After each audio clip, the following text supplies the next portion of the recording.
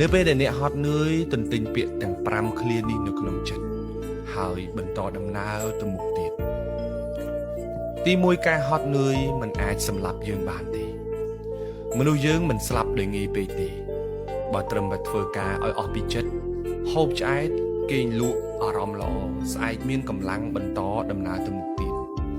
មនុស្សយើងរឹងមាំពេកហើយខួរក្បាលរបស់យើងអស្ចារ្យមែនទែនវាមិនបណ្ដោយឲ្យយើងស្លាប់ងាយពេកទេប្រឹងប្រែងគឺជាផ្លូវដ៏ល្អបំផុតនៅក្នុងជីវិតរបស់យើងហត់អាចសម្រាកបន្តិចបាន